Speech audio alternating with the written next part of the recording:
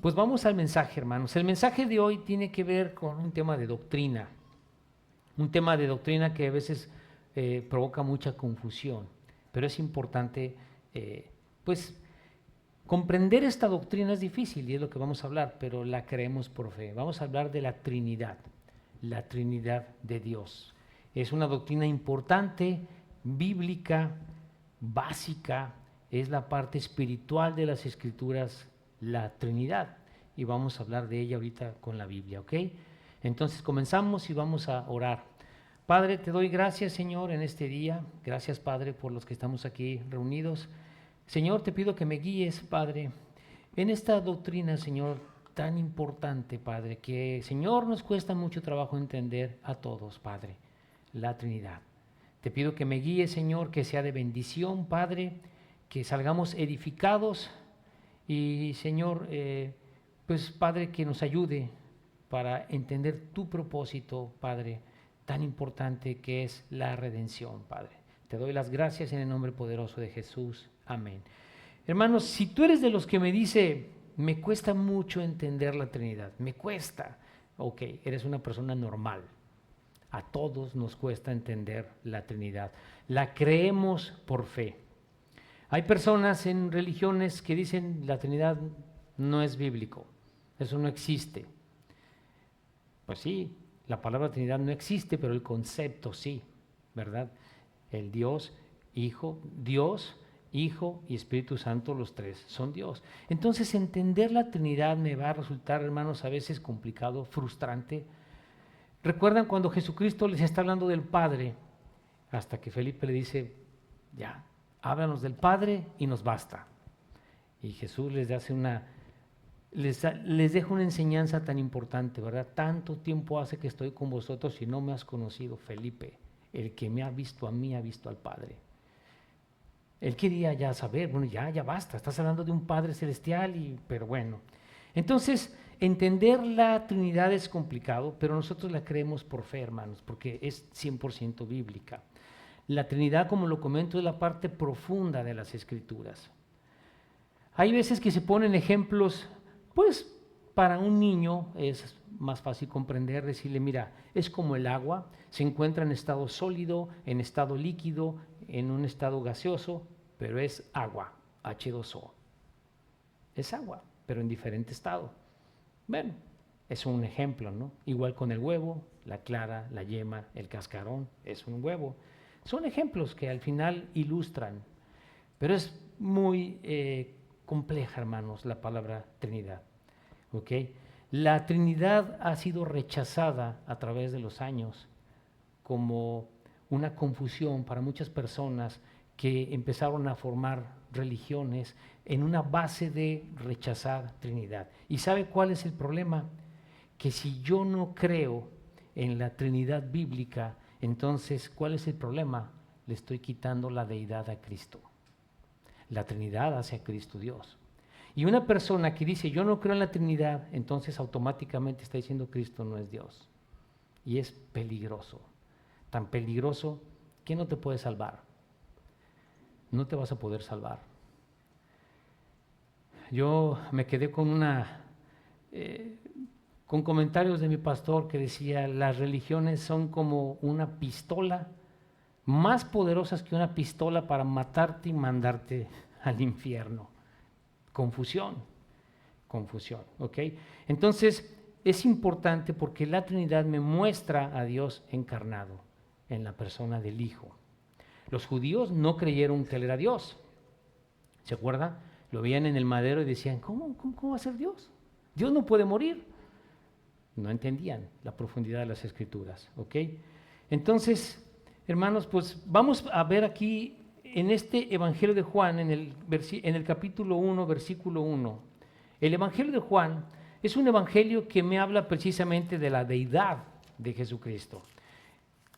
El apóstol Juan nos presenta a Jesucristo como Dios. Y mire cómo comienza en Juan 1.1, el Evangelio de Juan 1.1, algo tan importante que está aquí. ¿Cómo presenta él a Jesucristo? Como lo que es Dios mismo. Dice en el capítulo 1, versículo 1, en el principio era el verbo. Y el verbo era con Dios. Hay unas traducciones erróneas que dicen estaba en un verbo de estar y no tiene nada que ver, ¿verdad? Y el verbo era con Dios y mire lo que dice, y el verbo era Dios, no un Dios como las Biblias falsas, ¿verdad? Un Dios y en minúscula. Cristo no es un Dios, es Dios todopoderoso. Aquí en el versículo 14 dice, y aquel verbo, ¿cuál verbo? El Señor Jesucristo. Y aquel verbo fue hecho carne y habitó entre nosotros. Y vimos su gloria, gloria como del unigénito del Padre, único del Padre, lleno de gracia y de verdad. El verbo es Jesucristo, el verbo es Dios encarnado aquí en la tierra, Dios mismo. Ahora acompáñenme a 1 de Juan 5:7. 1 de Juan 5:7, hay un texto aquí tan importante que me está hablando pues de la Trinidad. Aunque la palabra no está explícita, escrita ahí, pues el concepto, como lo comentamos, sí. Dios se muestra como un Dios trino en la Biblia. 1 de Juan 5:7 dice, 1 de Juan 5:7. Muy bien, dice, porque tres son los que dan testimonio en el cielo: el Padre, el Verbo y el Espíritu Santo. ¿Y qué dice? Y estos tres son uno. Estos tres son uno. ¿Dónde podemos ver otros textos bíblicos con la Trinidad? Ya sin que lo revisen, un texto que conocemos todos, en Mateo, cuando Jesús dice, ¿verdad? Ir a ser discípulos, bautizándolos en el nombre del Padre, del Hijo y del Espíritu Santo. Trinidad. Cuando Jesús se bautiza, ¿verdad?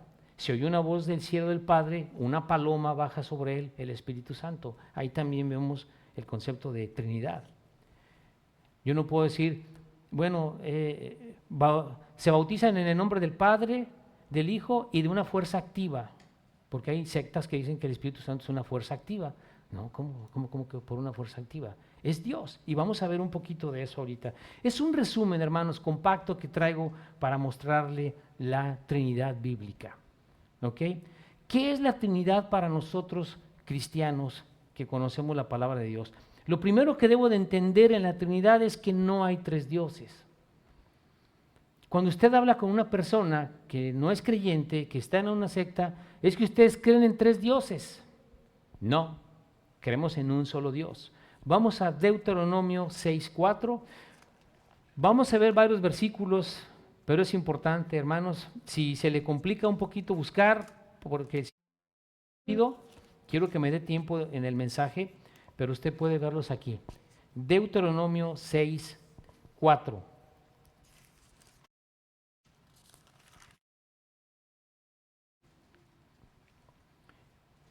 ¿Ya está usted ahí? Dice, oye Israel, le está hablando Dios a su pueblo, Jehová nuestro Dios, Jehová uno es. Desde el Antiguo Testamento Dios se revela como uno. Esta palabra uno es la palabra de unidad. Uno es. Uno. Dios es uno, hermanos. Dios se revela a sí mismo en la palabra de Dios, yo soy el que soy. Yo podría tener descripciones hacia Dios, poderoso, creador, omnipotente, muchas cosas que yo puedo pensar de Dios que me voy a quedar corto cuando hablo de Dios. Dios se describe Él solo, ¿verdad? Yo soy el que soy. ¿Recuerda este texto cuando Moisés le dice, bueno, voy a ir, ¿y quién me está enviando? Yo soy el que soy. Así se describe Dios, yo soy el que soy. Vamos a leer Isaías 43, 10 y 11. Isaías 40 y 11.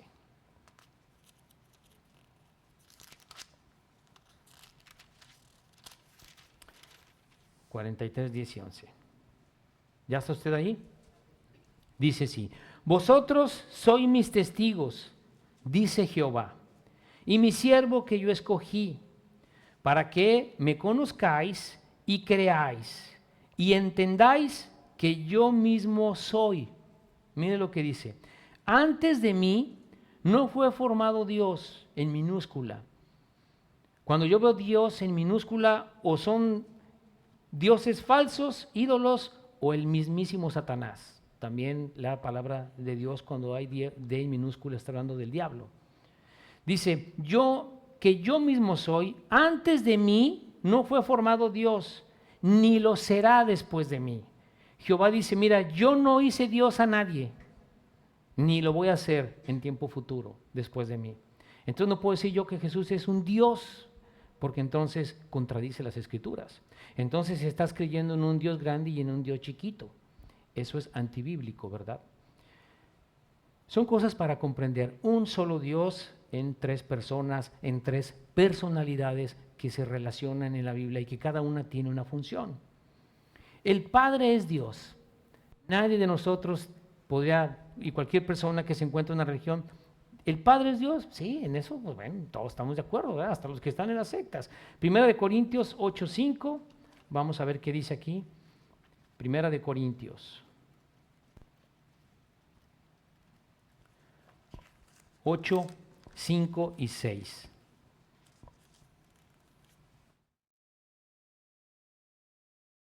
Mire lo que enseña aquí la palabra. Dice, pues aunque haya algunos que se llamen dioses, con minúscula, sea en el cielo o en la tierra, como hay muchos dioses y muchos señores. Puede ver que dice D, que trae una D en minúscula. Pero mire el versículo 6 porque tiene un aprendizaje importante. Para nosotros, creyentes, cristianos, sin embargo, solo hay un Dios, el Padre, del cual proceden todas las cosas, y nosotros somos para Él. Y un Señor, Jesucristo, por medio del cual son todas las cosas, y nosotros por medio de Él. La palabra Señor es la palabra kurios, que significa autoridad soberana. Hay un Padre en los cielos y en la tierra un Señor que tiene toda la deidad y que es Señor, autoridad soberana. Nosotros cuando aceptamos a Cristo estamos aceptando la autoridad soberana de Jesucristo como Dios Todopoderoso. Entonces aquí vemos algo importante. Del Padre proceden las cosas. Es la fuente, el propósito, la meta de nuestra existencia. De Cristo, por medio del cual son todas las cosas, por medio del cual existimos. Es el agente de la creación, Jesucristo. Y ahorita lo vamos a ver un poco. Ahora voy a concentrarme un poco en este mensaje, hermanos, en el Hijo. Porque ahí es donde viene el conflicto en personas que no creen en la Trinidad. Como les dije en un principio, y guárdalo en tu mente.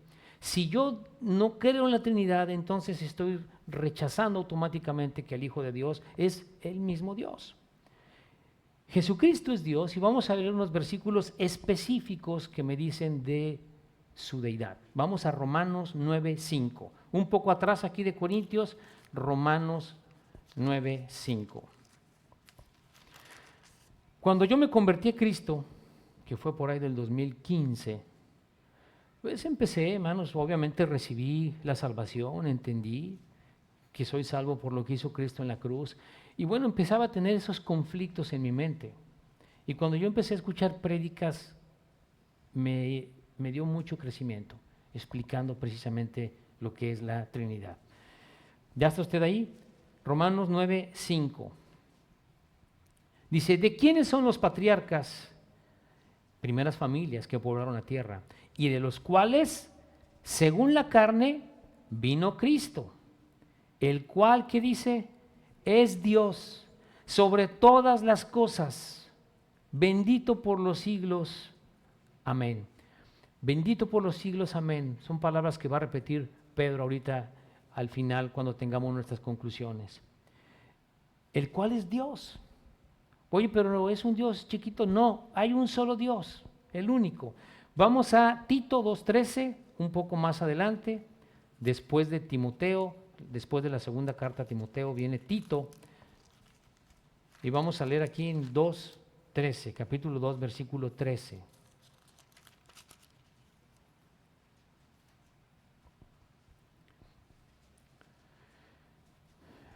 Dice, aguardando la esperanza bienaventurada y la manifestación gloriosa de, ¿qué dice? Nuestro gran Dios y Salvador Jesucristo. Me puedo seguir con más textos, hermanos. Ya leímos Juan 1:1. Si usted lee el Evangelio de Juan 1:10, dice que Él creó las cosas. En el mundo estaba y el mundo por Él fue hecho. Muchas veces nosotros nos encontramos con la diestra de Dios. Es que está sentado a la diestra como si fueran cosas totalmente diferentes, como esas esculturas que a veces están en la religión católica, donde está el Padre y luego por allá uno y por allá el otro. No, la diestra de Dios significa es la diestra de Dios. Es el Creador, es el que juzga, el que va a poner a todos sus enemigos bajo sus pies. Es el tiempo de Jesucristo en el cielo, la diestra de Dios. Dios, por medio de Cristo, no se ha desconectado de este mundo. Él vino, cumplió su obra, su reino espiritual, y ahora está a la diestra de Dios. Él es el que está en el cielo y es el que controla las cosas, es el agente, como lo hemos hablado. Y eso está desde Salmos 110.1. Vamos a Salmos 110.1. Salmo 110.1. Este salmo de David. No hay pierde, ¿verdad? Dice, Jehová dijo a mi Señor, siéntate a mi diestra, hasta que ponga a tus enemigos por estrado de tus pies. Esta sería una lectura profética de lo que sería hoy Jesucristo en el cielo. Es la diestra de Dios. Vamos a Hechos. Le dije que quiero ver varios textos para que haya una muy buena comprensión. Hechos 2, del 32 al 35.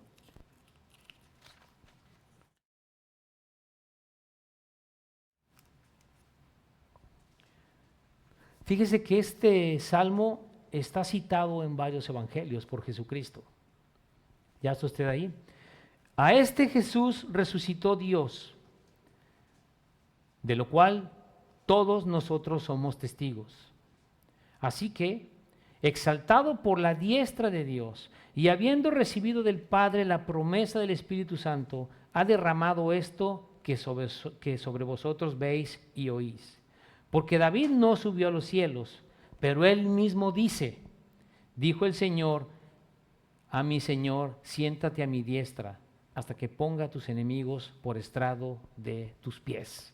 La primera referencia de la diestra de Dios es precisamente en el libro de Salmos. Es el tiempo de Jesucristo ahora en el cielo, la diestra de Dios.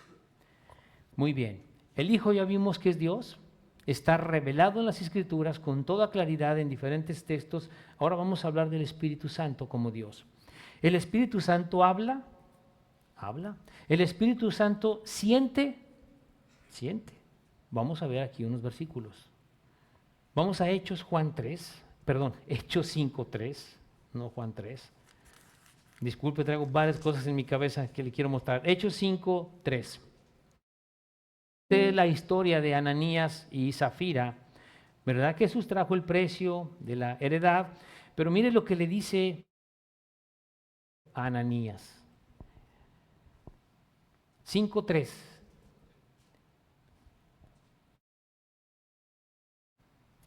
Hechos 5:3. ¿Ya están ahí con sus Biblias? Y dijo Pedro, Ananías, ¿por qué llenó Satanás tu corazón para que mintieses al Espíritu Santo y sustrajeses del precio de la heredad? Satanás llenó tu corazón para que le mintieses a Dios. No le voy a mentir a una fuerza activa, le estoy mintiendo a Dios, al Espíritu Santo. Vamos a Efesios 4:30, un texto que conocemos todos, nos da oportunidad de leerlo. Efesios 4:30.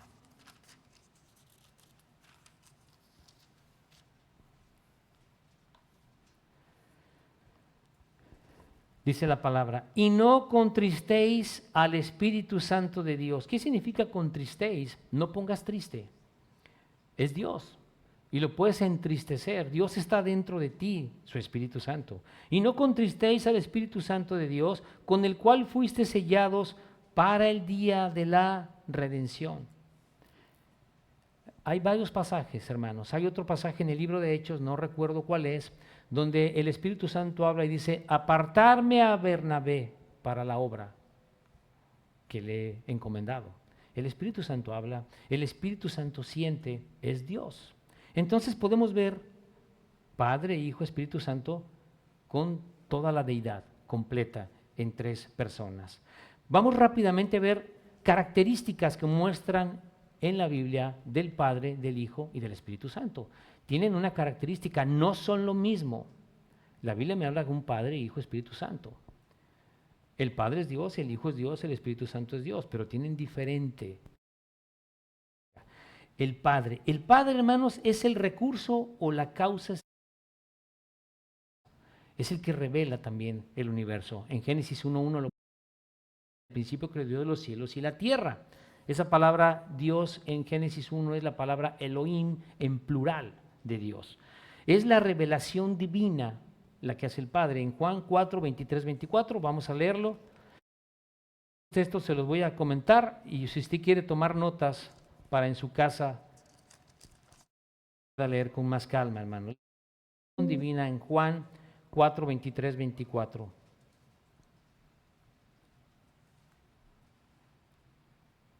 Dice, aquí está hablando Jesús, mas la hora viene y ahora es, en tiempo presente, cuando los verdaderos adoradores adorarán al Padre en espíritu y en verdad, porque también el Padre tales adoradores busca que le adoren. Dios es espíritu, y los que le adoran en espíritu y en verdad es necesario que adoren. Nosotros cuando le compartimos a una persona de la palabra de Dios, primero es el Evangelio, y cuando viene esa parte, hermanos, de su confianza en los ídolos, este es un buen versículo para que usted le pueda mostrar. Mira, Dios es espíritu y le adoramos en espíritu, no a través de una imagen. ¿Okay? También el Padre está activo en la salvación. Vamos a ver Juan 3:17 y 17. Juan 3:16 y 17 es un versículo que lo conocemos todos hasta de memoria.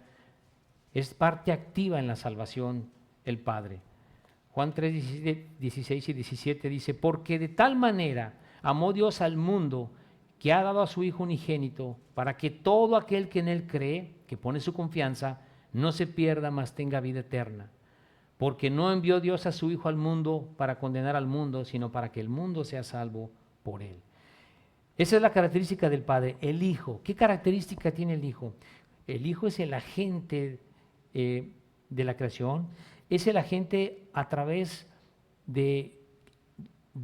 es el agente por el cual el Padre hace las cosas, el Hijo. Cristo es el creador y el mantenimiento, y le da el mantenimiento al universo. Vamos a Colosenses 1:15 y 16. Colosenses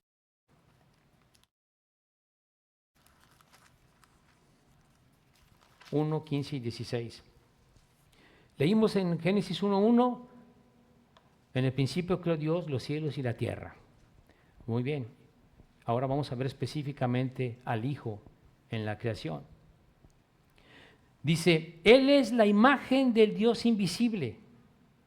Dios es espíritu, no lo puedo ver, lo veo a través de Jesucristo. Él es la imagen del Dios invisible, el primogénito de toda creación. ¿Qué significa el primogénito de toda creación? Todo lo que es creado es por medio de Él. El 16 dice, porque en Él fueron creadas todas las cosas. ¿Qué significa todas las cosas? Todas las cosas. Las que hay en los cielos y las que hay en la tierra, visibles e invisibles. ¿Satanás es visible o invisible? Invisible. ¿Y quién lo hizo? ¿Quién creó al querubín? El Señor. Y las que hay en la tierra, visibles e invisibles, sean tronos, sean dominios, sean principados, sean potestades, todo fue creado por medio de Él. ¿De quién? Del Señor, de Jesucristo, y para Él. Hay dos cosas aquí para comprender. Todo fue creado por medio de Él y para Él. La creación es de Él. Dios amó tanto su creación que Él mismo vino a la tierra a salvar su creación, a reconciliarse, a que nosotros nos reconciliamos con Él, mejor dicho, a darnos esa oportunidad. Dice el 17, y Él es antes de todas las cosas, y todas las cosas en Él subsisten. El sol, enorme, de fuego, los planetas están girando, todas las cosas en Él subsisten. Él es el creador. Mire, vamos a ver rápidamente Hebreos 1:8. Hebreos 1:8.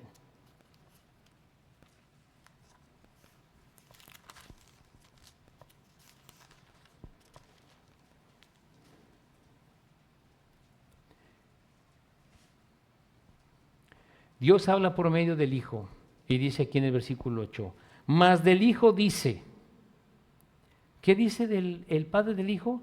Tu trono, oh Dios, por el siglo del siglo. Cetro de equidad es el cetro de tu reino.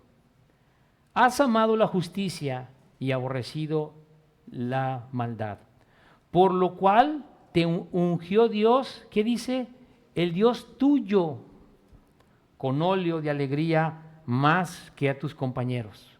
Y tú, oh Señor Jesucristo, en el principio fundaste la tierra y los cielos son obra de tus manos. Ellos perecerán, mas tú permaneces. Y todos ellos se envejecerán como una vestidura. Y como vestido los envolverás y serán mudados. Pero tú eres el mismo y tus años no acabarán. ¿Qué pasa con estos cielos y esta tierra? También lo habla el apóstol Pedro. Se funden y Dios hace cielos nuevos y nueva tierra. Pero ¿quién hizo los cielos y la tierra? Aquí tienes el agente de la creación. 3 versículos que podemos ver claramente que Él es el creador, ¿verdad? Directamente que los puedo identificar. El Evangelio de Juan 1:10, Colosenses 1:15 y 18, Hebreos 1:8, te dice con claridad quién es el agente de la creación, el Hijo. Vamos a otro texto que quiero que consideren, hermanos, de una forma importante. Cuando ganamos a una persona al Señor y que estuvo en una secta, estos versículos son contundentes, porque la Biblia me enseña que el que opera en el Antiguo Testamento también es el Hijo, es el que opera. ¿Con quién habló Moisés? Cuando yo leo el Pentateuco, hay un diálogo de Dios con Moisés. ¿Quién es? ¿Quién se le apareció en la zarza? ¿Y de quién escribió Moisés? Jesús hace una referencia específica para los judíos que están rechazando que Él es Dios. Y les va a mostrar algo muy contundente. Juan 5, 46 y 47. Juan 5, 46 al 47.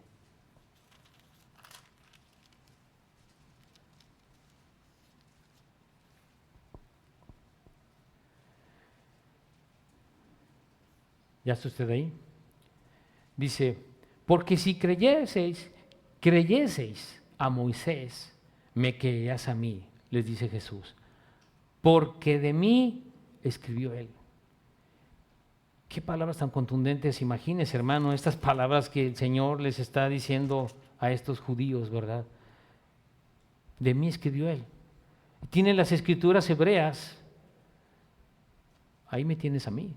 De mí escribió Moisés.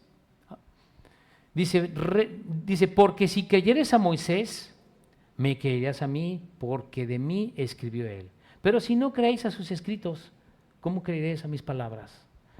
Recuerde que los que se convirtieron a Cristo, pues entendieron las escrituras hebreas, sabían que Él era el Hijo de Dios y todas las cosas que Él hizo eran la evidencia escrita de que Él era Dios, Él mismo, Jesús. Y esas palabras contundentes, ¿verdad? Moisés escribió de mí. Él es el que opera. ¿Con quién habló Abraham? Usted con calma lo puede ver en Juan 8:58. Usted en su casa puede seguir leyendo. Hermanos, Jesús es el que opera también en el Antiguo Testamento. Es muy importante, hermanos. ¿Quién me salva? ¿Quién murió por mí? El Hijo. El Hijo es el que murió por mí. A pesar de que hay denominaciones cristianas, hay muchas iglesias donde se le da la vuelta a Jesús y hacen un énfasis en el Espíritu Santo con cosas que ya no son bíblicas. ¿Y para qué? Para darle la vuelta a Cristo. Esas son cosas que uno debe tener cuidado en temas de doctrina en una iglesia. Muchas iglesias, todo es el Espíritu Santo por aquí, por allá, y te da dones para que hagas esto y para que hagas lo otro, y escuches y sientas y te muevas. No tiene nada que ver con el Espíritu Santo que me enseña la Biblia, ¿verdad? El Espíritu Santo, nosotros sabemos, hermanos, con claridad algo. Me ayuda a convencerme como incrédulo de pecado. Usted puede leer Juan 16, 7 al 11. Me ayuda a orar el Espíritu Santo. Me va a guiar en cómo orar. Lo puede ver en Romanos 8, 26 y 27. El Espíritu Santo es Dios. Y como lo hemos visto, cumple varias funciones específicas. Ahora yo quiero decirle unas conclusiones importantes. No trate de entender la Trinidad. Nadie. Mire, yo he leído varios libros de teólogos y bueno, la Trinidad es profunda, hermanos. Y el consejo es, no la puedes explicar. Decía un pastor que me encantó ese ejemplo que él puso. Explícame la gravedad.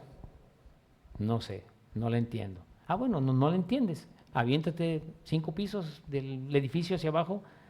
No, pues me voy a matar. Existe la gravedad, pero no la puedo entender. Un foco lo prendo, bueno, ya entiendo que si protones, neutrones, me da una luz, no la puedo entender. Así es la Trinidad. No la puedo comprender, pero la Biblia me revela que hay un Dios trino. Y eso es muy importante. La Trinidad, entonces, es la enseñanza que el mismo Dios nos ha revelado y hay que confiar en lo que Dios nos revela y no en mi propia lógica, en mi propio entendimiento. Porque ¿sabe qué sucede? Esta parte profunda de las Escrituras, que es la Trinidad, es la que usa Satanás para generar diferentes sectas. ¿Y para qué? Para que rechaces a Cristo. Para que rechaces a Cristo como Dios. Y entonces vamos a ir a esta carta de Pedro, segunda de Pedro 3, que leyó nuestro hermano. ¿Cuál es el consejo? Cuando empieza a volar mi mente, a querer comprender cosas que me cuesta trabajo, aquí hay una enseñanza que nos dice el apóstol Pedro. Para que estemos alertas, hermanos, siéntalo así, como algo de estar alerta.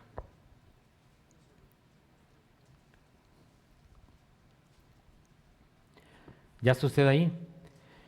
Dice, pero nosotros esperamos, según sus promesas, cielos nuevos y tierra nueva en los cuales mora la justicia. Por lo cual, oh amados, estando en espera de estas cosas, procurad con diligencia ser hallados por Él sin mancha e irreprensibles en paz. Y tened entendido que la paciencia de nuestro Señor es para salvación, como también nuestro amado hermano Pablo, según la sabiduría que le ha sido dada, os ha escrito. Casi en todas sus epístolas, mire lo que dice Pedro, casi en todas sus epístolas, hablando en ellas de estas cosas, entre las cuales hay algunas difíciles de entender, las cuales los indoctos, es un ignorante de la palabra, los indoctos e inconstantes tuercen, como también las otras escrituras del Antiguo Testamento. ¿Para qué? ¿Para qué las tuercen? Para su propia perdición. Yo si leo la Biblia, yo necesito saber que estoy leyendo una Biblia que realmente es la palabra de Dios y no un libro adulterado por una secta. ¿Por qué? Porque te vas a perder. Ninguna persona puede llegar al infierno y decir, me engañaron, Señor. Es que yo estuve en una secta, me engañaron. Te lo dije, ahí estaba la palabra de Dios, pero preferiste otras cosas. Por eso dice, como también las otras escrituras, para su propia perdición. Entonces viene el consejo aquí de Pedro. Así que vosotros, oh amados, sabiéndolo de antemano, ¿qué dice? Guardaos, no sea que arrastrados por el error de los inicuos, caigas de vuestra firmeza. Antes bien, creced en la gracia y el conocimiento de nuestro Señor y Salvador Jesucristo. A Él sea gloria ahora y hasta el día de la eternidad. Amén. Antes, mira, es que estoy confundido. En Jesús pon tu mira. La necesidad espiritual de las personas, pues, hermanos, facilita que una secta llegue y la agarres. Sabemos que hay muchas religiones que andan de puerta en puerta. Los mormones creen que Cristo es el hermano del diablo, literal, y que hubo una cena y Satanás quiso arreglar el mundo, hizo un desastre y entonces llegó Jesús para corregir. Esas barbaridades creen. ¿Cómo es posible? Y lo voy a decir con respeto, ¿verdad? Para las personas que están ahí, hay que sentir compasión por ellos, compasión, porque van, le traigo palabra de Dios. ¿Cuál palabra de Dios? Mire, el reino. No. Mire, vamos aquí a Segunda de Juan. Segunda de Juan. Mire qué fuertes versículos. Del 9 al 11.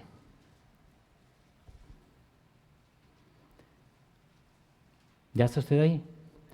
Dice aquí el apóstol Juan, cualquiera que se extravía y no persevera en la doctrina de Cristo, ¿qué dice? No tiene a Dios. El que persevera en la doctrina de Cristo, ese sí tiene al Padre y al Hijo. Tengo dudas, no entiendo, Padre, Hijo. Persevera en Cristo. Si tú perseveras en Cristo, tienes al Padre y tienes al Hijo. Mire el 10. Si alguno viene a vosotros y no trae esta doctrina, no lo recibáis en casa, ni le digas bienvenido, porque el que le dice bienvenido, mire lo que dice, hermanos, participa en sus malas obras. Te van a engañar, vas a tener esa necesidad espiritual que te van a jalar, vas a estar adentro en una religión o secta, como le quiera decir, que está torciendo las escrituras y te está alejando de Jesús, que es el Señor y Salvador. Contundente, ¿no? Contundente. Dicen Colosenses que estamos en Cristo y Él tiene toda la deidad y en Él estamos completos. Entonces, en mi mente quizás me cuesta trabajo comprender, ok, ¿y cuál es la enseñanza que tengo de la Biblia? Perseverar en Cristo. A Él sea la gloria, hoy y hasta el día de la eternidad. Siempre debemos estar enfocados, hermanos. Es muy importante esta parte. Cristo es Dios. Él es nuestro centro de adoración, es al que vamos, es nuestro Señor, es al que le entregamos nuestra vida, a Él. ¿Cuál es la voluntad de Dios? Al Hijo. No, pero yo voy al Padre. El Hijo. No hay manera que te lo brinques. Pero yo quiero al Padre, yo no quiero al Hijo, yo voy al Padre. Es el Hijo. Dios dice, no, conmigo no. Es el Hijo. ¿Quieres conocerme? Sí. ¿Quieres una relación? Con Él. No hay otra forma, ¿verdad? No me lo puedo brincar. Él es el camino, la verdad y la vida. Él es la puerta. El que por Él entra tiene salvación. Y el que le busca por otro lado es muerte, infierno. Amén. Vamos a orar. ¿Te gustaría saber si tienes un lugar seguro en los cielos? Yo quiero decirte que en la Biblia Dios nos dice que Él quiere que sepamos cómo tener un lugar seguro en el cielo cuando morimos. Yo te quiero explicar con la Biblia cómo puedo tener esa seguridad. porque al final todos vamos a morir. Con la Biblia, estrictamente con la Biblia, yo te quiero llevar paso a paso. ¿Cómo puedes tú tener esa seguridad de la salvación de tu alma y la vida eterna? Y para ello voy a ir al libro de Romanos. El libro de Romanos, en el capítulo 3, en el versículo 23, dice así la palabra: por cuanto todos pecaron y están destituidos de la gloria de Dios. Lo primero, yo necesito estar de acuerdo con Dios en que soy pecador. Si yo no estoy de acuerdo con Dios en que soy un pecador, no hay manera que yo me pueda salvar. Necesito reconocerme ante Dios en la situación en la que estoy. Tengo una conciencia. Todos tenemos una conciencia, sabemos lo que es malo, lo que es bueno. Sabemos que somos pecadores cuando somos honestos. Y es lo primero. Primer paso, me reconozco pecador ante Dios. Ahora quiero decirte algo. Dios es un Dios santo. Es un Dios santo que tiene que juzgar el pecado. Él nos ama, pero tiene que juzgar el pecado. No lo puede dejar así. Dice Romanos 6:23, porque la paga del pecado es muerte, mas la dádiva de Dios es vida eterna en Cristo Jesús, Señor nuestro. Me quiero detener en esta primera parte del versículo 23. Dice, porque la paga del pecado es muerte. Bueno, ¿a qué muerte se refiere? ¿Será que yo me muero y todo terminó ahí? No está hablando de la muerte física, está hablando de la muerte espiritual. Y para ello te quiero llevar al libro de Hebreos 9:27. En este versículo dice la palabra: y de la manera que está establecido para los hombres, que mueran una sola vez, y después de esto, el juicio. Después de que morimos hay un juicio, o al cielo, o al infierno. Entonces, ¿a qué muerte se refiere? Regresando a Romanos 6:23, cuando dice, porque la paga del pecado es muerte. Ya vimos que después de que muera hay un juicio. ¿A qué muerte se refiere? A la muerte segunda. Y para ello, vamos al libro de Apocalipsis, en el capítulo 21, versículo 8, dice así la palabra de Dios: pero los cobardes e incrédulos, los abominables y homicidas, los fornicarios y hechiceros, los idólatras y todos los mentirosos tendrán su parte en el lago que arde con fuego y azufre, que es la muerte segunda. La muerte segunda. Dice todos los mentirosos. ¿Has mentido alguna vez? Yo sí. Yo creo que todos hemos mentido. Una mentira es suficiente para que Dios nos condene en el infierno. No podemos salvarnos por nuestro propio pie. Hemos estado en religiones y nos han enseñado que debemos de salvarnos por nuestras obras, por nuestro comportamiento. Pero la Biblia no enseña eso. Nadie se puede salvar por sus propias obras. Dice en Efesios 2:8-9, por gracia sois salvos por medio de la fe. Esto no de vosotros, pues es don de Dios. No por obras, para que nadie se gloríe. Eso dice Efesios 8:9. Nadie se salva por sus obras, porque todos somos pecadores. Entonces, ¿cómo me salvo en la Biblia? Ya entendí que soy pecador. Ya entendí que Dios tiene que juzgar el pecado. Ya entendí cómo, en una muerte segunda, lago que arde con fuego y azufre. Pero ¿sabes una cosa? Dios hizo un plan para salvarnos. Precioso. ¿Sabes cómo? En Cristo Jesús. Dice Romanos 5:8, dice la palabra, mas Dios muestra su amor para con nosotros. Mira lo que dice, Dios muestra su amor para con nosotros, en que siendo un pecadores, Cristo murió por nosotros. Lo que me salva en la Biblia es creerle a Dios. Necesito la fe. ¿Y cuál fe? Cristo es Dios. Cristo, que es Dios, vino a la tierra, tomó una forma humana de hombre, perfecto, sin pecado, y paga la cuenta que yo no puedo pagar. Nadie podemos pagar. Jesús vino, hecho hombre, siendo Dios, y va a la cruz a ser castigado, derramando su sangre y resucitando al tercer día. Ese es el plan que hizo Dios para salvarnos. Es la manera que tengo de reconciliarme con Dios, aceptando el regalo que Dios puso. que Cristo vino a la tierra siendo Dios y sin cometer ningún pecado, es castigado, muere y resucita. La salvación en la Biblia es que tú creas que esa obra de amor que hizo Dios es lo que te puede salvar. ¿Sabes? Ninguna religión te salva. Te salva lo que Dios hizo en Jesucristo, pagar nuestra cuenta. La única manera que yo tengo para reconciliarme con Dios es estar de acuerdo en lo que Él hizo. Y quiero decirte cómo puedes tú recibir el regalo de la vida eterna. Necesitas creer. Necesitas creer que lo que Jesús hizo en la cruz es suficiente para que tú te puedas salvar. Sin meter tus obras. No podemos hacer nada para salvarnos. ¿Por qué? Porque hemos pecado. Somos pecadores y lo vamos a seguir siendo. Dice Romanos 19, que si confesares con tu boca que Jesús es el Señor y creyeres en tu corazón que Dios le levantó a los muertos, serás salvo. Él te dice en la palabra, serás salvo si crees en tu corazón. El versículo 10 dice, porque con el corazón se cree para justicia, pero con la boca se confiesa para salvación. Hay dos cosas que necesito para tener la salvación. Creer con todo mi corazón para justicia. ¿Qué debo creer? Que lo que hizo Jesús es suficiente. Debo creer que no son mis obras las que me salvan, sino lo que Él hizo en la cruz.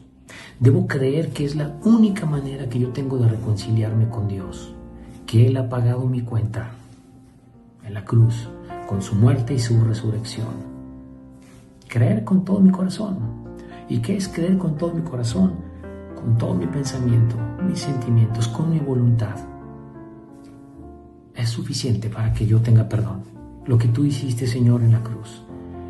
Y hacerlo tu Señor. La palabra Señor en la Biblia se traduce autoridad soberana. Para que tú tengas salvación, tú necesitas recibir a Cristo en tu corazón como tu autoridad soberana, tu Señor. Por eso dice, ¿verdad? El versículo 10, porque con el corazón se cree para justicia, pero con la boca se confiesa para salvación. Dice el versículo 13, porque todo aquel que invocar el nombre del Señor será salvo. ¿Cómo me puedo salvar? Tengo que invocar a Cristo. Tengo que estar de acuerdo con Él en que yo soy pecador y necesito su perdón. Necesito reconciliarme con Dios por lo que Él hizo en la cruz. No tengo otra forma de salvarme bíblicamente.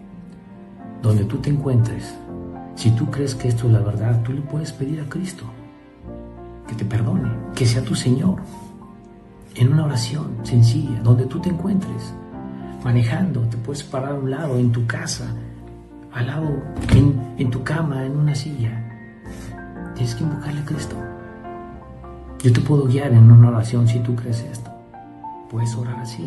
Jesús, te pido que me perdones. Reconozco que soy un pecador, pero creo que tú me has perdonado con tu obra de amor en la cruz. Te doy gracias por la vida eterna, Jesús.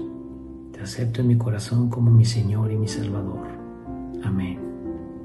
Si tú haces esa oración con todo tu corazón, esa es tu salvación.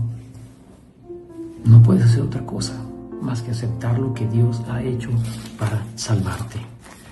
Quiero leerte este último versículo aquí en el libro de 1 de Juan 5:12. Dice así la palabra: el que tiene al Hijo tiene la vida. El que no tiene al Hijo de Dios no tiene la vida. Necesito al Hijo para tener la vida. ¿Y cómo? Ya vimos cómo. Invocándole con nuestra boca que nos perdone. Espero de todo corazón que tú ores y le pidas a Cristo que sea tu Señor. Gracias.